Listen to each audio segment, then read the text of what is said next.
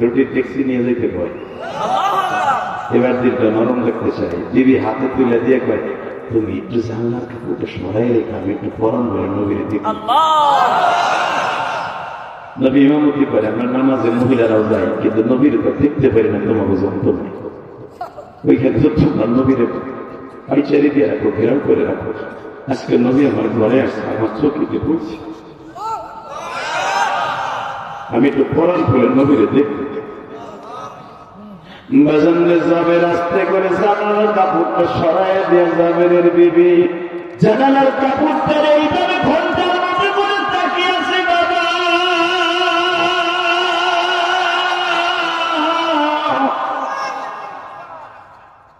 এই জন্য দেখবেন খন্দকের মাঠে জাবেরের বাড়িতে বাবা নবী জাবেরের বাড়িতে বসে এমন বরকতের দোয়া করছিলেন, জাবেরের গাবিতে 12 মাস দুধ দিত আল্লাহ, জাবেরের বকরিতে 12 মাস দুধ দিত আল্লাহ, জাবেরের খেজুর গাছে পুরা বছর খেজুর আসতো বাবা। মদিনায় 2 জন সাহাবীর বাগানের সারা বছর খেজুর আসতো। এই বাগানের খেজুর সবচেয়ে দামি ছিল বাজার। চোখের পানি ফেলায় এখন কাঁদবা বাবা। কলিজার টুকরা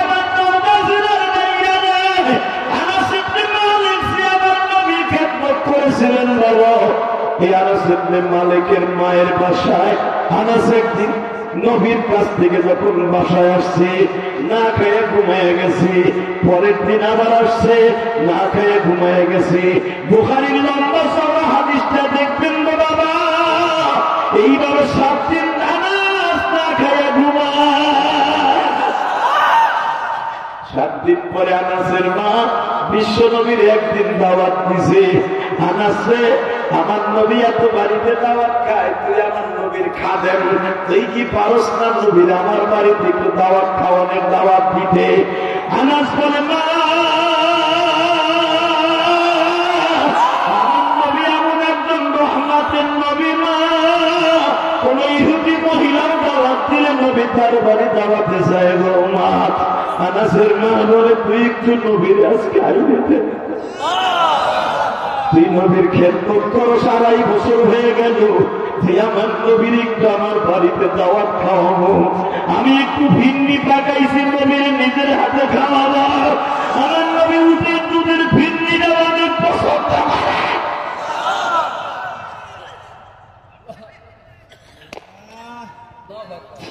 যেমন নবীর একটু আনিয়ে দেয় আমার নওগাঁ জেলার মহাদেবপুরের বাইরা বুখারীর মধ্যে দেখবেন আকালান নবী সাল্লাল্লাহু আলাইহি ওয়াসাল্লাম ইমাম থানভী রাহমাতুল্লাহ সুন্নাত ইত্তিবাই নবী এই কিতাবের মধ্যে লম্বা চওড়া একটা হাদিস বর্ণনা করেছে আল্লাহর কুতুব।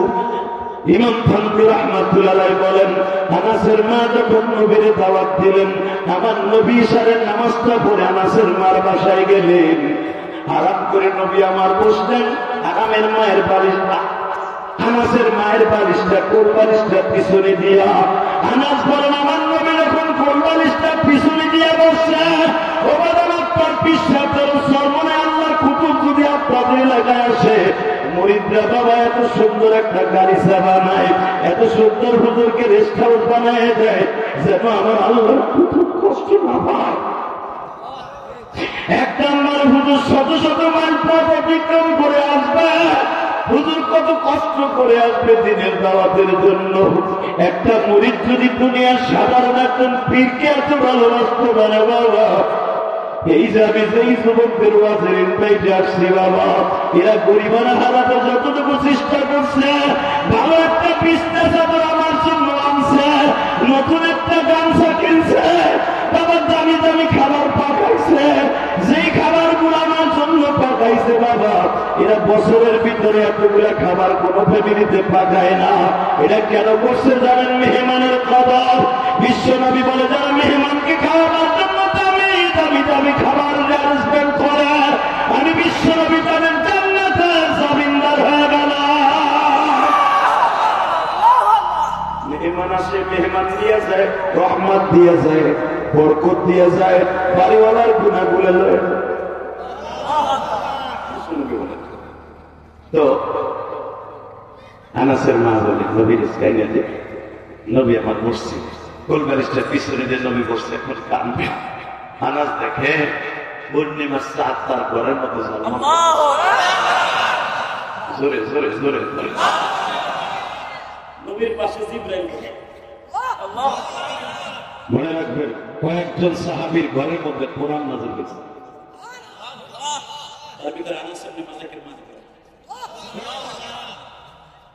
মন খারাপ কষ্ট হইতেছে, এবার একটা আওয়াজ দিবেন। জীবনে কোনোদিন এই মহাদেব কোনো অজবে আওয়াজ দেয় না। রেডি? হ্যাঁ, আনাস ইবনে মালিকের মার পাশে কেমন নবী বালিশটা পিছনে দিয়ে পড়ছে। নবী এইভাবে তাকায়। আনাস ইবনে মালিক আমার নবী কি মারা গেল নাকি? এবার চোখে পানি দেখতেছে।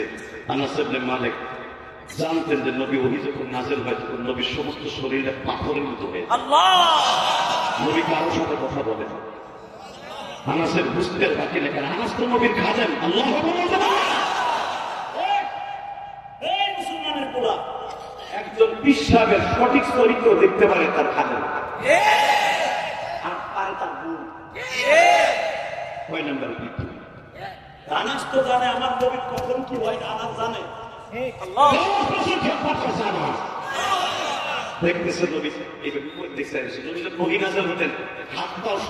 নিঃশ্বাস বন্ধ হয়ে যেত, আল্লাহ কুদরতে নিঃশ্বাসের মধ্যে বেঁচে থাকতেন। তাকায় আছে, মনে হচ্ছে আনাসের মা ঘরের ছাদের দিকে তাকায় আছে, পূর্ণিমার চাঁদ নবীর কপালে বসে। নবী ভাবে তাকায় আছে। আনাস বলে না মা মা ইয়া উম্মি, কথা বলো না মা ওহী নাযিল হইতেছে, মা ওহী নাযিল হইতেছে।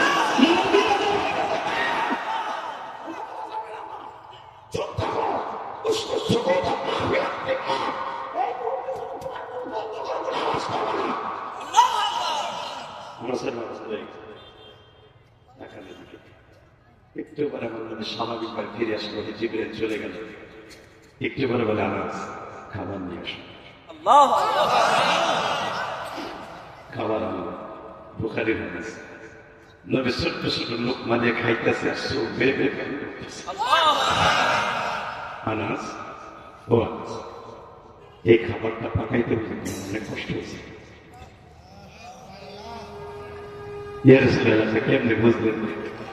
আনাস রে, হে আনাস, এই খাবারটা পাকাইতে অনেক কষ্ট হয়েছে না? ইয়া রাসূলুল্লাহ, না কষ্ট হবে কেন? হে আনাস, তোর মা আমার দাওয়াত দিয়েছে কি জন্য? ইয়া রাসূলুল্লাহ, মায়ের জিগার মারহাবা বলেন। মারহাবা ইয়া উম্মি আনাস। আনাসের মা বলে, ইয়া রাসূলুল্লাহ, আলহামদুলিল্লাহ, খুব ভালো আছি। আমার মন বলতেছে আপনি খুব কষ্টে আছেন। জিবরাইল ইশারাতে আমার বললেন, আমার আনাস বলে না খেয়ে ঘুম।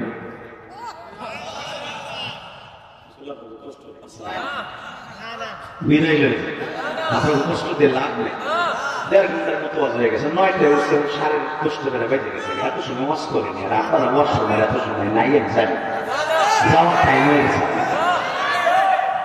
আছে আছে আওয়াজ দিবা? রেডি? হে আনাস না, আমার আনাস না খায় ঘুমাই কাটে। নবীজি এই জন্যই তো আপনার দাওয়াত দিচ্ছি।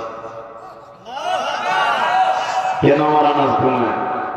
নবী গো, আনাসের 6-7টা ভাই বোন, ওর বাবা তো গরিব মানুষ। নবী, আমার আনাস যদি একটু খাওয়ান, আমি আনাসের লেগে রাইখে দিই। এই খাবারটা আনাস যখনই রাইখে দেয়, তার ভাইয়ের ক্ষুধা বেশি, তার ভাইরা খাইয়ে ফেলে। আনাস খাওয়ান না পাইয়া আস্তে করে ঘুমায় পড়ে। এইভাবে আস্তে আস্তে 1 সপ্তাহ হয়ে গেল। আনাস রাত্রে আপনারা খেদমত করে এসে না খেয়ে ঘুমিয়ে পড়ে। আমার নবী বলে, আনাসের মানে ওহী 2 প্রকার, একটা হলো মাতলু আর একটা হলো গায়রে মাতলু। মাতলু যেটা সেটা হলো ডাইরেক্ট কোরআন শরীফের আয়াত।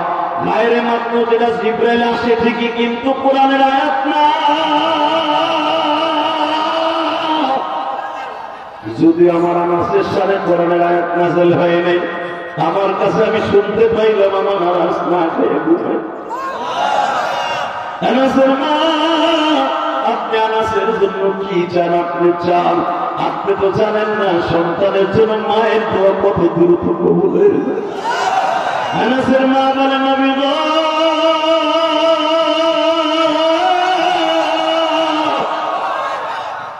আপনি একটু দোয়া করেন, আমি মা, আপনি দোয়া করেন, আমি একটু মা দেখি আমার আনাসের লেগে কি দোয়া করেন।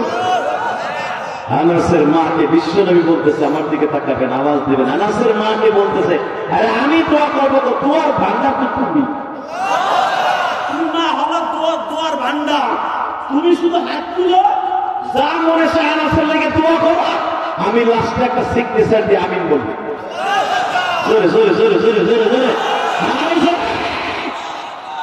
টাকা নেই। আনাসের মা হাত তুলছে, মালিক রে, আমার আনাস না খেয়ে ঘুমায়, তুমি এত সম্পদ আমার আনাসকে দিবা যেন আনাসের খাবার অন্যেরা খায়। আল্লাহ আনাসের ঘরে এমন বরকত দিবেন,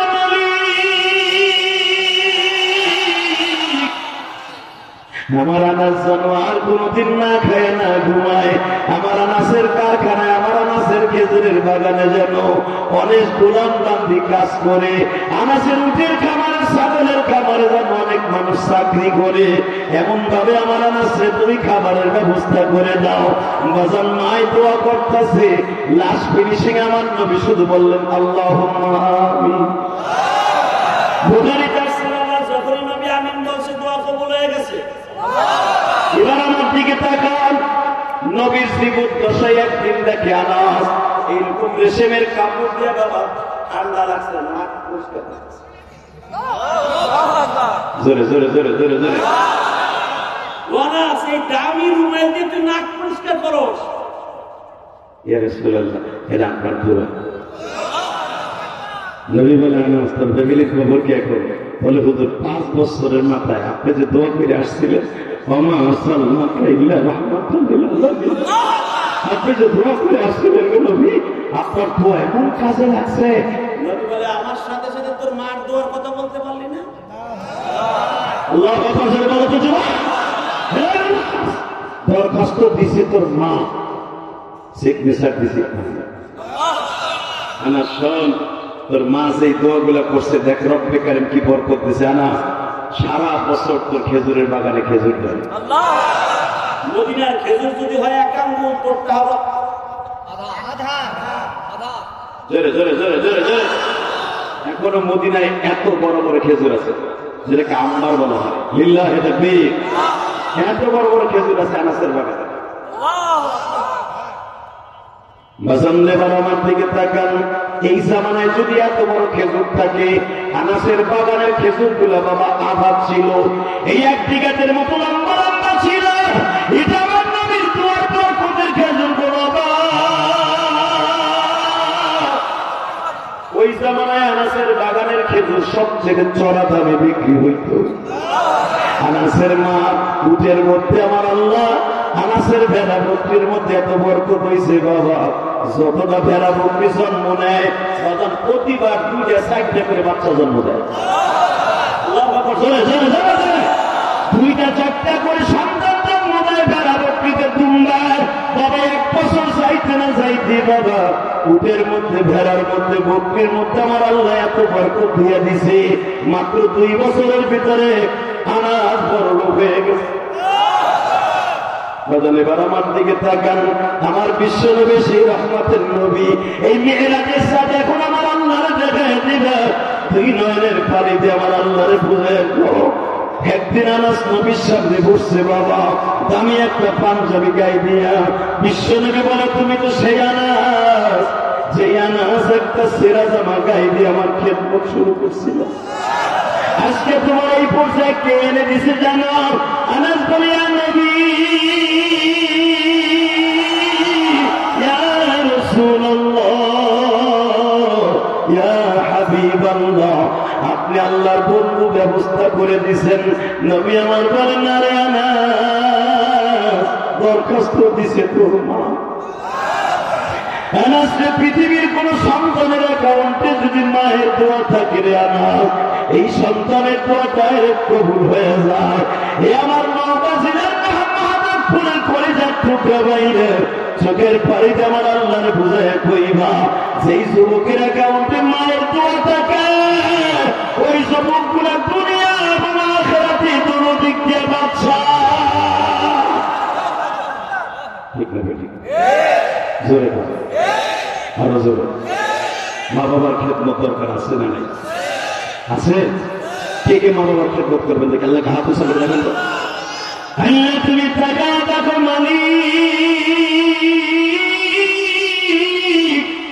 রজব মাসে মেয়েরাদের সাথে 6 জানুয়ারি তারা হাত দুটা উঁচা করে দেখাইতেছে, মালিক 6 জানুয়ারি এদের হাতগুলা কবুল করিয়া নাও। বছরের প্রথম 1 সপ্তাহের মধ্যে আল্লাহ যারা বছরের প্রথম সপ্তাহের মধ্যে একটা সপ্তাহ এখনো যায় নাই, জানুয়ারির 6 তারিখে নওগাঁ জেলায় মহাদেবপুর থানায় এই ফাজিলপুর আশেপাশে বাইতুল মামুর মসজিদের মাহফিলে বসা হাত তুলে যারা একটা ওয়াদা করছে মায়ের খেদমত করবে, এদের জীবনের গুনাহ মাফ করে দিবা আল্লাহ, এদেরকে কোটি কোটি টাকার মালিক বানায় দিবা।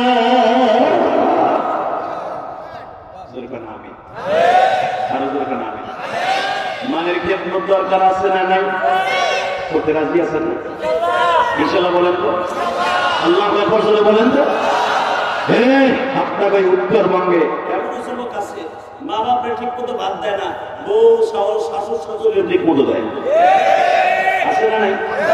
বিদেশ যায়। আপনাকে অনেক ছেলের সাথে আমার কাতারে দেখা হয়েছে,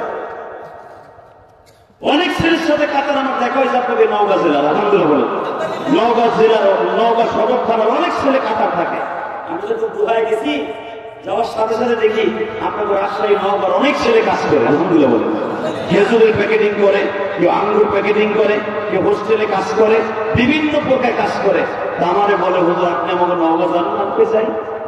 এর ভিতরে একটা ছেলে একদিন আমার রেস্টুরেন্টে দাওয়াত দিল, হুজুর আমি আপনার মসজিদে কিছু টাকাও দিব এবং আমার মার জন্য দোয়াও করো। আমরা এক হোটেলের মধ্যে আমরা 8-10 জন বন্ধু থাকি এক হোটেলে, ওদের যদি আপনি আসতেন, আপনার অনেক ভক্ত আমার। আমি বললাম চলো যাই। ইশারের নামাজটা পরে যখন গেছি, বিশ্বাস করেন ছেলেটা আমার হাতটা চেপে ধরে বলে হুজুর আমার বাড়ি নওগাঁ সদর, হুজুর একটা কথা বলি, আমি আপনার মতো ছোটকালে মা হারাইছি। বিশ্বাস করেন আপনাকে নওগাঁর ছেলে। গত বছর জানুয়ারির 13 তারিখ যখন আমি কাতারে গেলাম তখন ওই কথা বলছি, জানুয়ারির 13 তারিখ এখনো আসে নাই, 1 বছরও হয় নাই। ওই ছেলেটা আমারে বলছিল, কথাটা আমার আজকেও মনে পড়ছে, যখন আমি নওগাঁর দিকে আসতেছি, ছেলেটা যখন আমি দোহার থেকে বিমানে উঠে আবার ওখান থেকে সৌদি আরব যাবো উমরা করতে, ইন্দিবিন টাইমে ওই ছেলেটা এয়ারপোর্ট পর্যন্ত আসে আর বলে হুজুর আমার গাড়িতে আপনার আগাই দিলাম কেন জানেন? আপনি বাংলাদেশে যায় যদি আমার জেলায় কোনোদিন যান আমার ওই ছেলেটার কথা আমার আজকে মনে পড়ছে। যুবক ভাইরা আমি তোমার 2টা পাও ধরে বলে দিয়ে যাই, ওই ছেলেটার কান্না এখন আমার মাথার মধ্যে বাজে। ওই ছেলেটা বারবার আমাকে বাবা কয়েক খোকা আঙ্গুর, একবারে গাছের আঙ্গুর ও আমার এনে দিয়ে বলে হুজুর আমার মনে পড়ে আমার বাবা কোনোদিন এরকম আঙ্গুর আমার কিনে খাওয়াইতে পারে। ওই যে দেখো আমার আলেম ভাইরা কাজে কেন কাজে জানো নি? আমিও তো বাজান গোপালগঞ্জ পাড়াবে একটা গরিবের ঘর পল্লী গ্রামে একবার জন্ম নিয়েছি। আমি কিন্তু শিল্পপতি ধনীর ছেলে নই গো বাবা, আমি একটা গরিবের সন্তান। ওই গোপালগঞ্জের জমিনে ঘুমিয়েছে আমার মা, কিন্তু আমার অ্যাকাউন্টে পুরা ফুলফিল আছে বাবা আমার মায়ের। আমার জনম দুঃখিনী মা,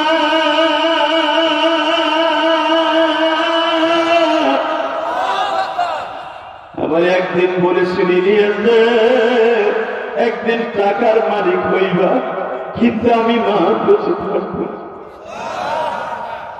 বোঝেন আমার আগের বক্তা ইমরান মুজাহিদি বলে গেছে যে আমি গুনাহগার, 4 কোটি টাকা খরচ করে কালীগঞ্জ বাবু বাজারে করে একটা মসজিদ বানাইছি।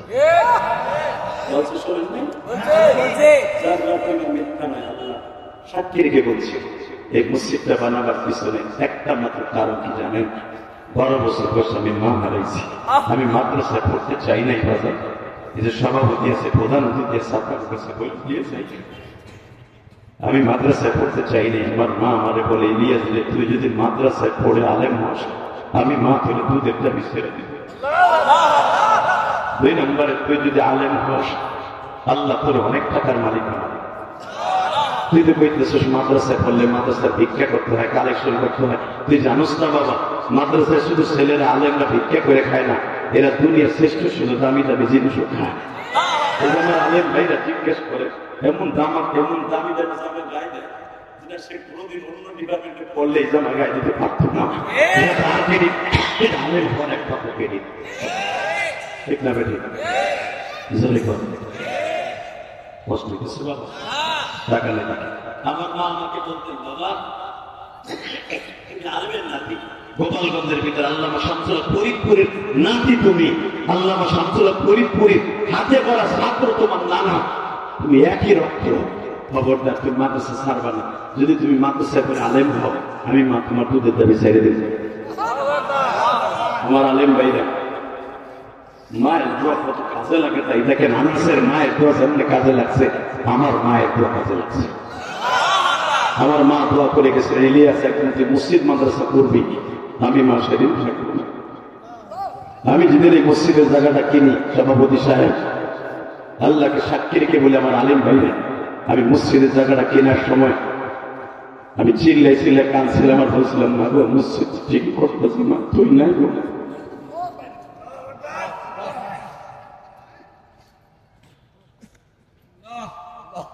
আমি আমার আব্বাকে নিয়ে যখন মসজিদ উদ্বোধন করলাম, আব্বারে মসজিদের ভিতরে নিয়ে বলছিলাম, আব্বা আজকে মা বাইছে দেখে কত খুশি।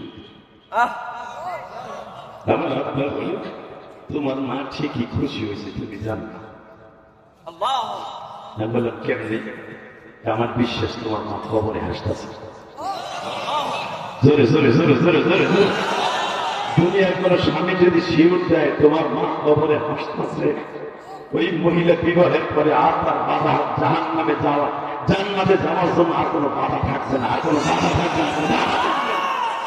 ওই মহিলার গোষ্ঠী কোন স্ত্রীকে যদি তার স্বামী একটা লকব দেয় যে তুমি জান্নাতি, ইনশাআল্লাহ আপনি যত গুনাহ করবেন স্বামীর দোয়া খাতির আল্লাহ তাকে মাফ করে দিবেন। আমার মা, আমার আব্বা বলে ফেলেন, চট করে বলে ফেলেন, আমার মসজিদ উদ্বোধনের দিন আব্বা বলে ফেলেন, তোমার মায়ের দিকে কবরে হাসতেছে। বাজানরা, আমি আপনাদের 2টা পাও ধরে বলে দিয়ে যাই, ইলিয়াসুর রহমান জিহাদের জীবনে কোন জিনিসের অভাব নেই গো বাবা, শুধু একটা জিনিসের অভাব। ইলিয়াসুর রহমান জিহাদি আজকে বাসায় যে মা বলে ডাক দিতে, এই মহাদেবপুরে এলাকায় যাদের মা নাই বাবা নাই গো, আবার আল্লাহকে একটা দরখাস্ত দিয়ে বুঝাবেন,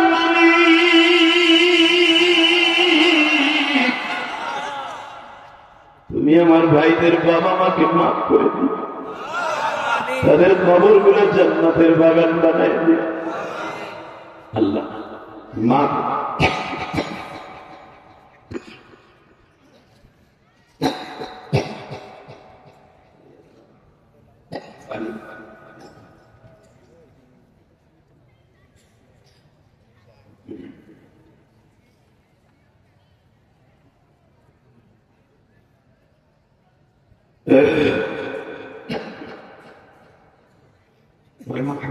আলহামদুলিল্লাহ, নারায়ে তাকবীর, লিল্লাহি তাকবীর। একটা কথা বলে দিই, এই জমিনের মালিক আল্লাহ, মাফ করার মালিককে। আজকে জানেন না বাবার কথা শুনে কাঁদছেন, জান্নাত আপনার জন্য অবধারিত। আমিন ইনশাআল্লাহ বলেন। ইনশাআল্লাহ। তাহলে মায়ের দোয়া কাজে লাগে কি লাগে না? লাগে। একসাথে বলেন, লাগে কি লাগে না? একটা আওয়াজ দিয়ে বলেন তো। যদি আপনাদের এলাকায় কোন ছেলে তার মায়ের সাথে দুর্ব্যবহার করে, এই সভাপতি প্রধান অতিথির কাছে রিকোয়েস্ট করে যাবো, 1.5 ঘন্টার উপরে মেহনত করার পরে যদি তারা আমার সাথে ওয়াদা করে, হুজুর কোন ছেলে যদি শুনি তার মার সাথে দুর্ব্যবহার করছে, তাহলে জাগায় বিচার করবে। রাজি আছেন না নাই? কে কে রাজি আছেন? দেখেন হাত উঁচু করে দেখান, কে রাজি আছেন? মা বাবার সাথে দুর্ব্যবহার চলবে না, চলবে না। হিংসা, হিংসা। হ্যাঁ যুবক, পৃথিবীতে মায়ের থেকে দরদি কেউ নেই। জোরে বলো, বাবার থেকে দরদি কেউ নেই। আর মায়ের দোয়ার সামনে পৃথিবীর কোন দোয়াও নেই। ইলিয়াস রহমান জিহাদির মা দোয়া করছে, ইলিয়াস রহমান জিহাদির মায়ের দোয়া কবুলেছে। আমিও বলে গেলাম, এই যে তোমরা যারা আমার ভালোবাসো, আমার কথায় হাসো কান্দো, এটা আমার কোনো ক্রেডিট নেই, ডাইরেক্ট আমার মায়ের, ডাইরেক্ট আমার বাবার। আলহামদুলিল্লাহ বলতে পারলেন না? আমার বাবা 2011 সালে আমার সাথে হজের সফরে ছিলেন। আমি মাঝে মাঝে কথাটা বলি, আজকেও বলে দিয়ে যাই মহাদেবপুরের যুবক। এই 11 সালে যখন আমার হজের ছিল সভাপতি সাহেব, কাবা ঘরের দরজার সামনে আমার আব্বার খাড়া করাইলাম, খুব কষ্ট করে খাড়া করাইয়া এইভাবে বুকের মধ্যে চাইপা ধরে বললাম, আব্বা এখানে দেখেন 7 খান পাথর লাগানো আছে কাবা ঘরের কলের সাথে। আব্বাকে কত? 1 2 3 4। আমার আব্বা বলতেছে, আমি বললাম আব্বা এই জায়গাটা কিন্তু ডাইরেক্ট দোয়া কবুল হবে। এই জায়গাটার নাম মুসাল্লাহ নবী, এখানে আমার নবী দাঁড়াই দিয়ে ইমামতি করতেন। আমার আব্বা কইতেন আমার ছেড়ে দাও, এখানে দাঁড়াই দিয়ে একটু দোয়া করি। বল আব্বা এই জন্যই তো আপনার এখানে খাড়া করেছি। এখন দিনটা নরম করুন যুবক কলিজার ভাই, আমার আব্বারে মুসাল্লাহ নবী কাবা ঘরের নিচে, একবারে নিচে কাবা হাতিমার কাবা ঘরের দরজার মাঝখানে এই জায়গাটা। আমার নবীর আমি বললাম, আমার আব্বারে বললাম, আব্বা এখানে দাঁড়ায় আমি 2টা জিনিস আপনার কাছে চাবো। 1 নম্বরে চাবো আপনি আমার মাকে মাফ করে দিবেন। দুনিয়ার কোন স্বামী যদি তার স্ত্রীকে মাফ না করে কোনো দেশে মাফ পাবে না। 2 নম্বরে সন্তান যদি তার বাবা মা মাফ না করে কোনোদিন সে মাফ পাবে না। আব্বা এটা হলো দোয়া কবুল হওয়ার স্টেডিয়াম, এইখানে দোয়া ডাইরেক্ট কবুল। আব্বা বলে, আমি বুঝে বলছি তুমি তোমার মার লেগে দোয়া চাও না, তোমার মার আমি মাফ করে দিচ্ছি। বেজন্ডে যখন শুনছে আমার মা বলেছে, আমার আব্বা বললেন তোমার মাকে মাফ করে দিছি। 2 নম্বরে বললাম, আব্বা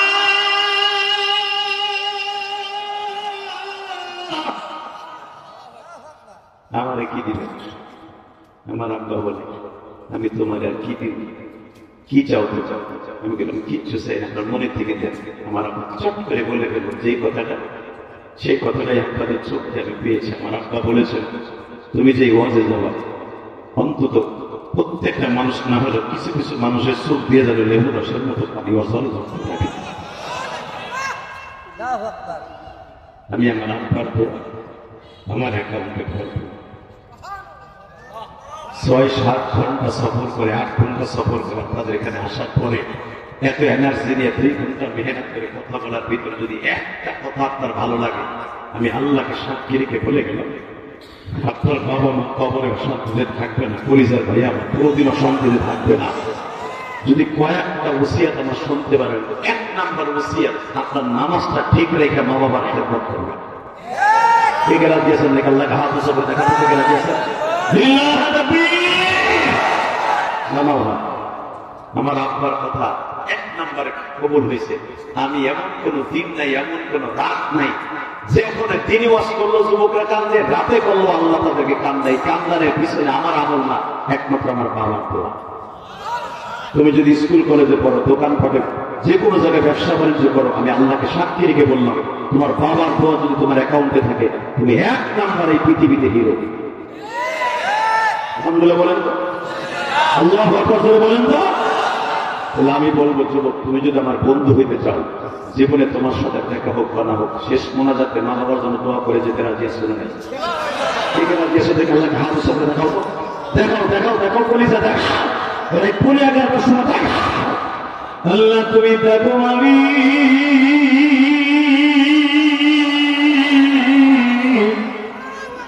এই মাহফিলের মধ্যে যাদের বাবা মা আছে তাদের খেদমত করবে, যাদের নাই তাদের জন্য দোয়া করবে আল্লাহ। এবার বলেন, বাবা মায়ের কাছে মাঝে মাঝে দোয়া নেওয়ার দরকার আছে না? ওয়াদা দিচ্ছেন কিন্তু মোনাজাত না করে কেউ যাবেন না ইনশাআল্লাহ। 30টা সেকেন্ড এমন কোন যুবক আছেন, ওদের আপনার সাথে বন্ধুত্ব করবো, যদি আমি মারা যাই, আল্লাহ যদি আমাকে জান্নাত দেয়, আমি তোমার রাইখে যাবো, জানি না আমাকে মাফ করবে কিনা, অথবা তোমারে যদি এই উসিলে মাফ করে তুমি আমার নিয়ে যাবে। রাজি আছেন ইনশাআল্লাহ? বলেন তো। আল্লাহ আকবার বলেন তো। নিবানা কলিজার ভাই, নিবানা, নিবানা দাদা ভাই, নিবানা। আমিও তোমাকে নিয়ে যাবো, তুমি আমাকে নিয়ে যাবো, ইনশাল্লাহ বলেন। হ্যাঁ, হোক আমার বাড়ি গোপালগঞ্জ, হোক আপনার বাড়ি নওগাঁ, কিন্তু কিয়ামতের মাঠে এক জায়গা।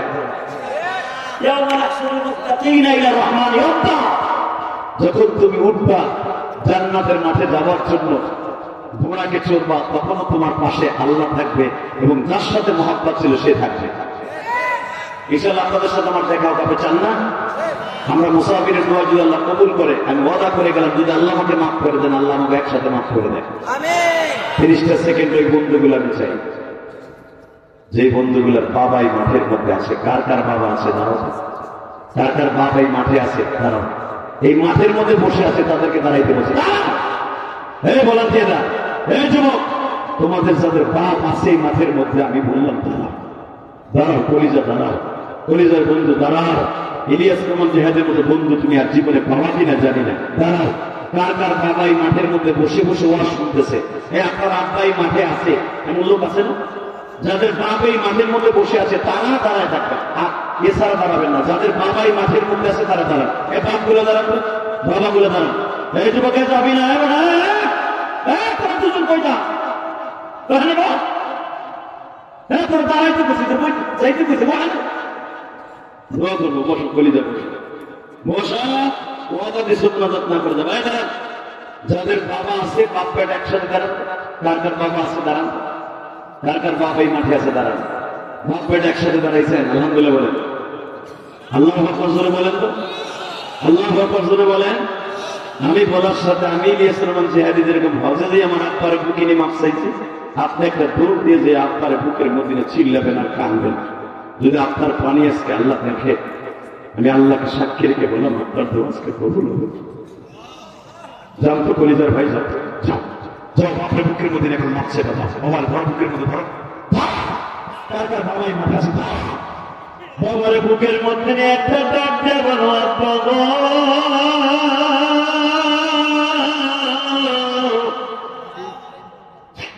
তুমি বেঁচে আছো, তোমার কাছে মাপ চাইলাম গো বাবা, কিন্তু আমাদের যাদের নাই আমরা কার কাছে মাপ চাইব?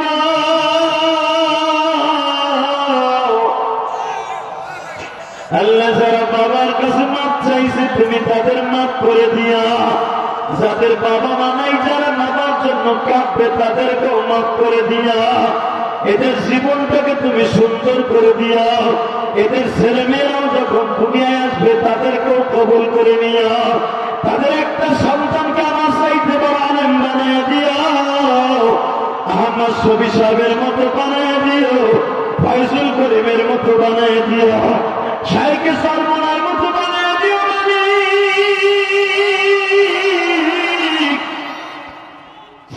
জুনাইদ বাবুনাগুলির মতো বানায় দিও। আল্লাহ যাদের সন্তান বাবার কাছে মাপ চাইছে তাদেরকে মাফ করে দিও, এদের সন্তানগুলা তুমি জান্নাতের একটা টিকিট ধরায় দিও। যারা আমার কথা শুনিয়ে কান্তাছে মালিক, এদের মধ্যে যাদের বাবা নাই, মনে মনে ভাবতেছে যে আমি যাদের বাবা আছে তারা তো বাবার মুখে নিয়ে কাঁদলো।